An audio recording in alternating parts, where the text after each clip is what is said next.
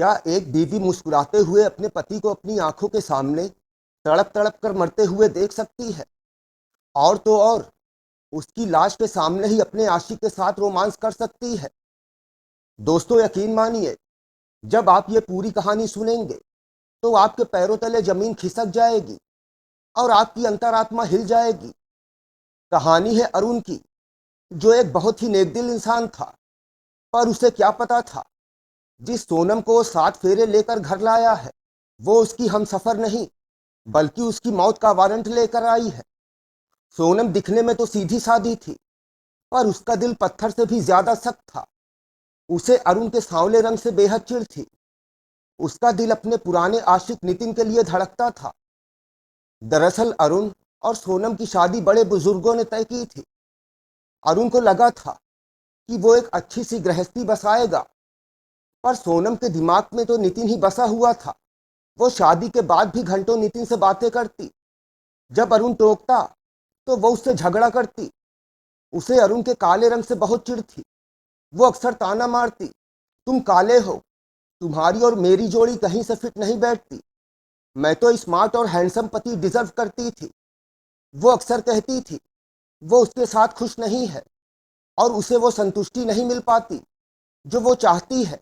इन बातों से अरुण अंदर ही अंदर टूट जाता, लेकिन वो चुप रहता क्योंकि उसे शादी बचानी थी। सोनम ज्यादातर अपने मायके में ही रहती। वजह साफ थी, वहां उसे नितिन से मिलने की पूरी आजादी थी। ससुराल आने पर तो वो बात बात पर कलेश करती। वो अरुण को अपने करीब तक नहीं आने देती। घर का माहौल इतना खराब हो चुका था कि अरुण को लगा कि शायद उसी में कोई कमी है। पर असल में कमी अरुण में नहीं, सोनम की नीयत में थी। उसने नितिन के साथ मिलकर यह तय कर लिया कि अब इस रिश्ते को हमेशा के लिए खत्म करना होगा।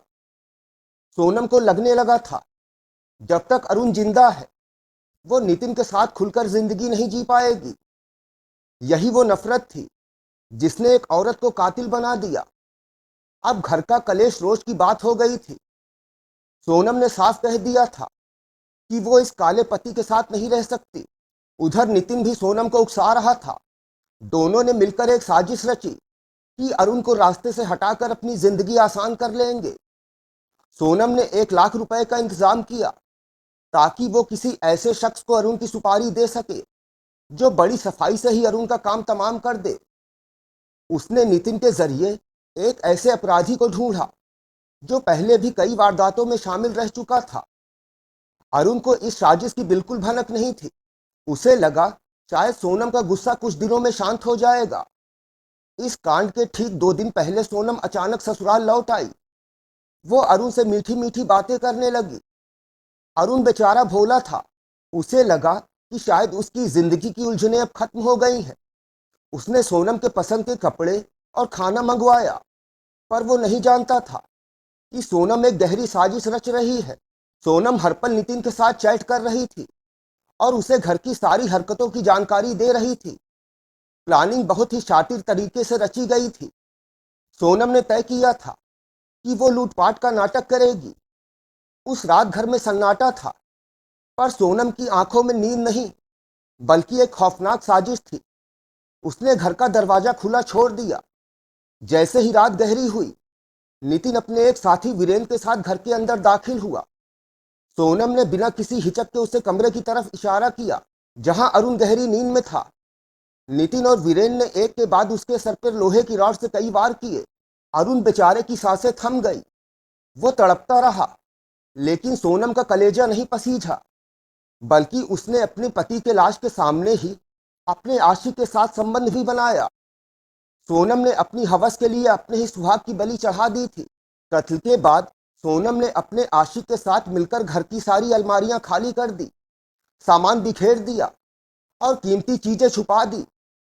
सब कुछ हो जाने के बाद उसने खुद को एक रस्सी से बंधवाया और अपने मुंह में एक कपड़ा ठूंस लिया ताकि जब सुबह घर वाले देखे तो उन्हें लगे कि बदमाशों ने हमला किया है।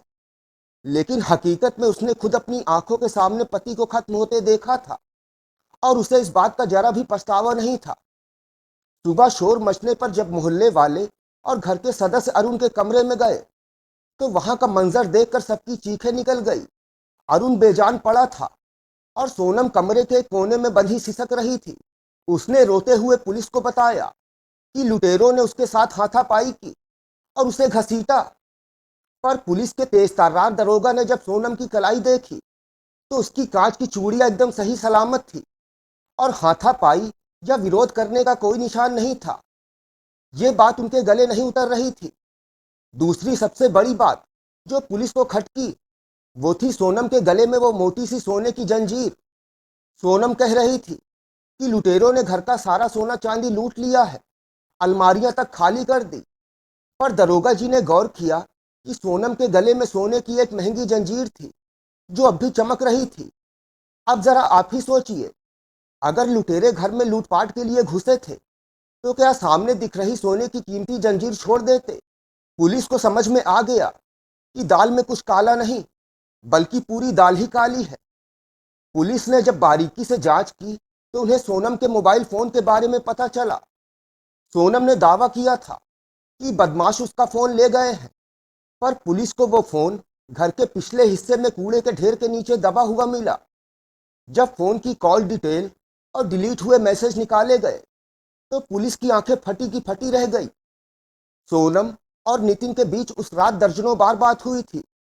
एक मैसेज में साफ लिखा था, सुबह हो गई, मुझे डर लग रहा है, मैं क्या करूं?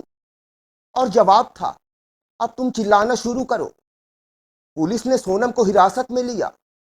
शुरू में वो बहुत रोई, नाटक किया, खुद को एक अबला विधवा दिखाने की कोशिश की। पर पुलिस ने जब वो फोन रिकॉर्डिंग सुनाई और कॉल रिकॉर्ड्स दिखाए तो उसके चेहरे का रंग उड़ गया। सोनम को समझ में आ गया कि उसका खेल अब खत्म हो चुका है। उसने कबूल कर लिया कि उसे अरुण के काले रंग से नफरत थी। उसने ये भी माना कि कत्ल के बाद उसने और नितिन ने उसी कमरे में अरुण की लाश के सामने संबंध बनाए थे। पुलिस वाले भी सोनम की इस बेरुखी और पत्थर दिली को देखकर दंग थे। जांच में एक और चौंकाने वाला सच सामने आया। पुलिस को पता चला कि सोनम ने जो जेवर चोरी होना बताया था वो उसने पहले ही अपने मायके में रखवा दिए थे।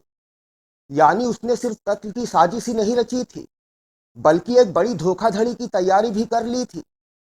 सोनम को लगा था कि वो पुलिस को बेवकूफ बना लेगी और अरुण की संपत्ति में हिस्सेदारी लेकर नितिन के साथ अय्याशी करेगी, लेकिन उसकी नादानी उसके लिए काल साबित हुई। नितिन को भी पुलिस ने दबोच लिया। नितिन ने डर के मारे सारा सच उगल दिया। उसने बताया कि सोनम ही इस पूरी साजिश की मास्टरमाइंड है।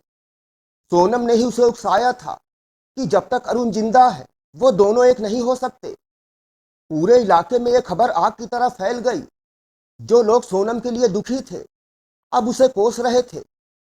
अरुण के बूढ़े माता पिता पर तो जैसे दुखों का पहाड़ टूट गया।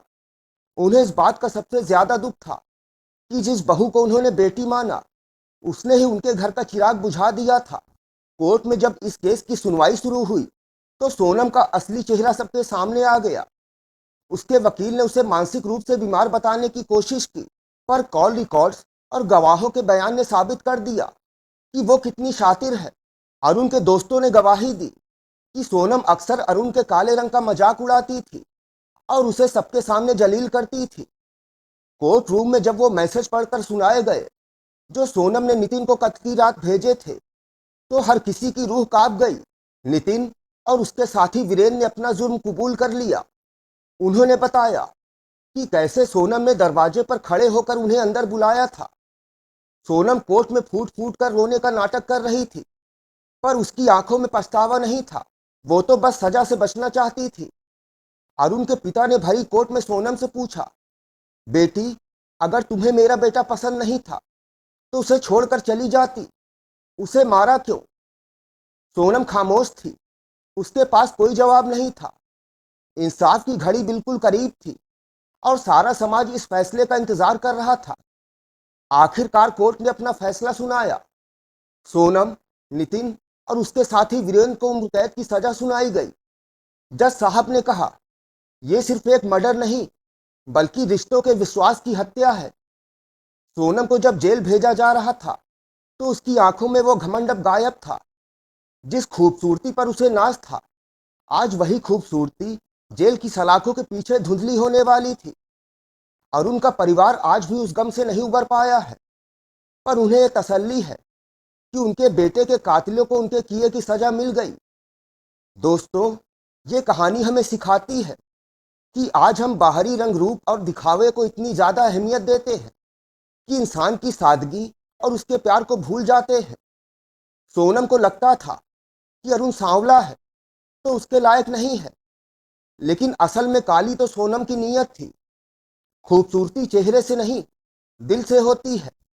चेहरे की चमक तो 4 दिन की होती है, पर अच्छा इंसान पूरी जिंदगी साथ निभाता है।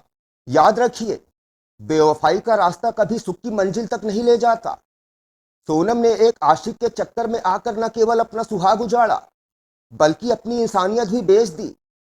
अगर आपको किसी के साथ नहीं रहना, तो आप अलग होने का रास्ता चुन सकते हैं, लेकिन बेवफा होकर किसी के काले रंग के आधार पर उसकी जान लेने का हक किसी को नहीं है। सोनम ने अपनी पूरी जिंदगी सिर्फ एक गलत सोच, हवस और नफरत की वजह से बर्बाद कर ली। हमेशा याद रखिए, चेहरे की सुंदरता से घर नहीं बसते, घर बसते हैं अपनेपन और वफादारी से। अपनेपन का कोई रंग नहीं होता, और धोखे की बुनियाद पर कभी खुशियों के महल नहीं खड़े हो सकते। खुश रहिए और अपनों की कदर करिए, क्योंकि इंसान की असली पहचान उसके काम से होती है, उसके चेहरे के रंग से नहीं। आपकी इस बारे में क्या राय है? कमेंट बॉक्स में जरूर लिखिए। वीडियो देखने के लिए आपका धन्यवाद।